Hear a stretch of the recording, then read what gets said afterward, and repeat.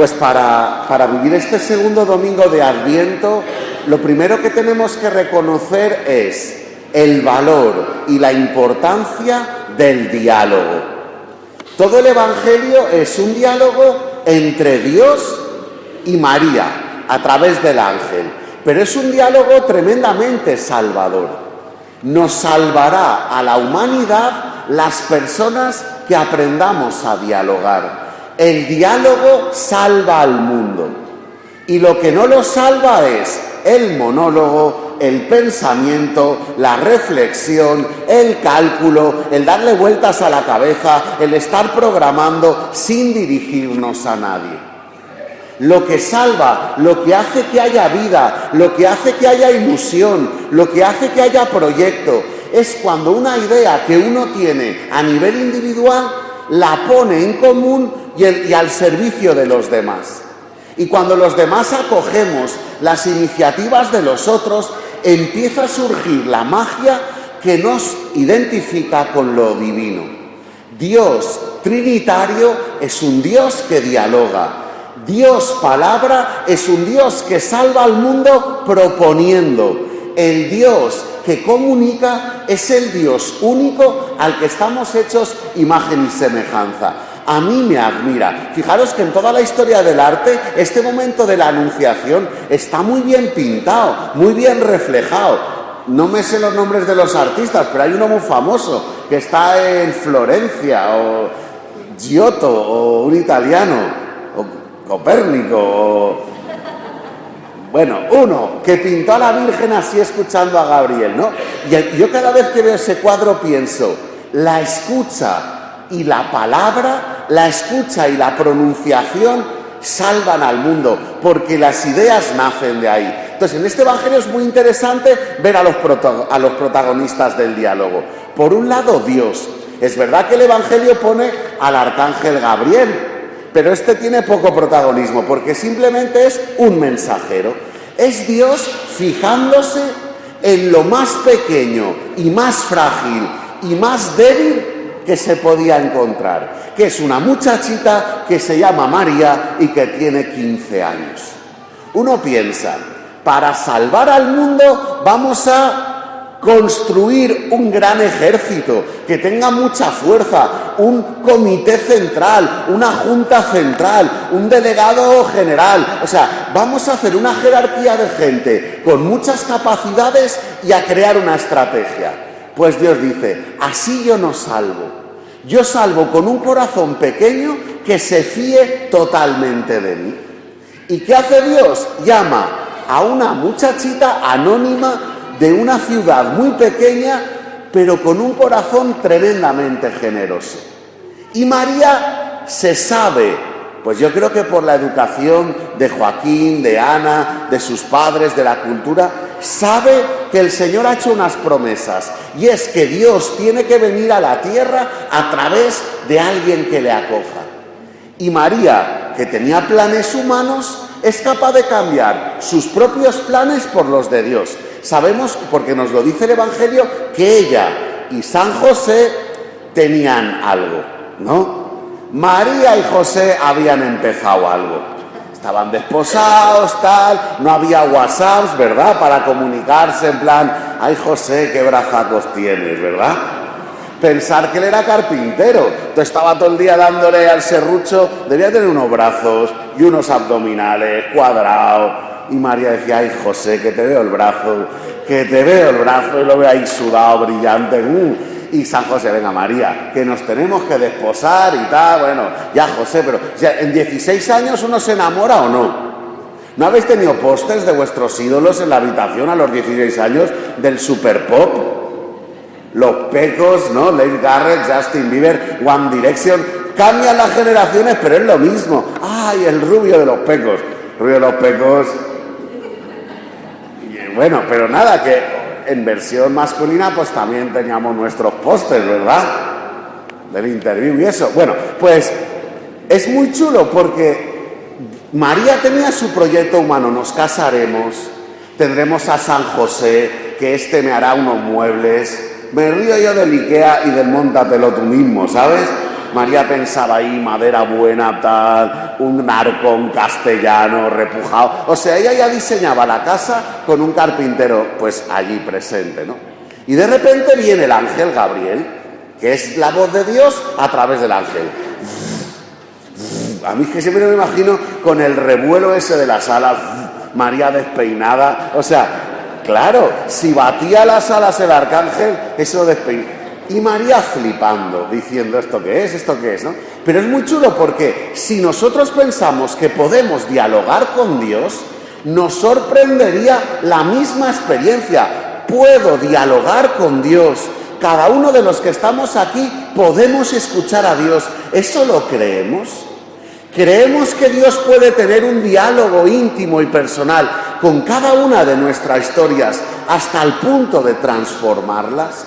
¿O creemos que Dios está afónico? ¿Dios habla o no habla?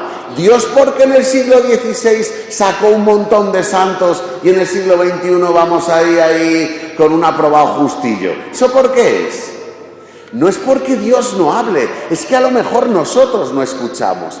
Y María sí que escuchó. María se sorprendió, pero fijaros qué bonita la iniciativa de Dios.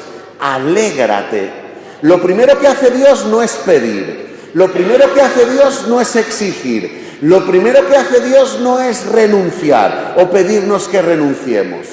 Lo primero que hace siempre es darnos. Alégrate, María, el Señor está contigo. Te doy un anuncio de alegría, que desde lo profundo de tu corazón sientas que está reconciliada toda tu vida. Valiosísima tú, María, la anónima, la que nadie le ha hecho caso. Pensar que ser de Nazaret es como ser de Parla. ¿Conocéis algún famoso de Parla?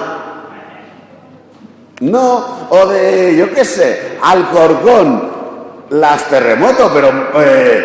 o sea, hay como lugares del mundo donde no tienen famosos. Si hubiera sido María la de Jerusalén, sí. María la de Jerusalén sí, porque Jerusalén era la ciudad santa. Pero Nazaret era un barrio periférico, una ciudad, un pueblo ahí al norte. Bueno, pues Dios elige lo anónimo, lo joven, lo inexperto, lo que no conoce nadie, pero con capacidad de confianza tremenda. Y a mí me parece que esos son los elementos de este Adviento. ¿Qué significará preparar el camino al Señor? Pues significará confiar ciegamente en que las promesas que Dios nos dirige se cumplen. Claro, todo lo que le anuncia el ángel, Dios a través del ángel Gabriel, todo lo que le anuncia a María es como deslumbrante. No temas, María, que ya te veo la cara. El ángel se le adelantó, María empezó a ponerse nerviosa. Es que es comprensible. Que Dios Todopoderoso, eterno, piense en ti y te necesite, ¿no os parece una locura? Que Dios necesite a la humanidad, ¿no os parece cómico? Es como si las mamás, vosotras experimentadas, fuerais a vuestra niña de 7 años, os pusierais de rodillas y le dijerais, por favor, Beatriz, solucióname el problema de mi matrimonio, ¿no? Beatriz se quedaría así de, mamá, dame un chuche, ¿qué me estás contando? O el padre que le pide a su hijo, Borja, cariño, ven aquí, despiértanos y soluciónanos los problemas económicos de la empresa. Borja diría, déjame jugar a la Play y ya está. O sea, ¿qué me estás contando que te van a hacer un ERE, papá? Eso son cosas de mayores. Los niños, frente a los problemas de los adultos, se ven desbordados. ¿Qué me dice mamá de que no te sientes realizada? Yo qué sé, vete al psicólogo. O sea, una niña pequeña diría, déjame que yo no quiero saber de eso. Un niño pequeño, frente a los problemas de los adultos, dice, a mí dame 20 euros y déjame que me vaya al centro comercial. Pues María, frente al Dios humilde que le pide ayuda, podía haberle dicho, Señor Todopoderoso, ya te apañarás tú. Que no te va bien esto, trae un diluvio, ya está. O sea, no hay problema, si tú eres el Todopoderoso, ¿a mí qué me estás contando? Pero fijaros María, cómo tiene tanto amor que empieza a implicarse con el problema de su Dios. ¿Cómo será eso? ¿Yo cómo te puedo ayudar a ti? O sea, no sé cómo, pero si me necesitas, cuenta conmigo. Fijaros cuántas veces nosotros bloqueamos la gracia de Dios cuando decimos que eso es imposible, yo no valgo, yo no sirvo, a mí no me compliques la vida, joven rico, se marchó entristecido, yo no quiero que entres en mi vida. El pecado más gordo que tenemos la humanidad es el miedo a Dios.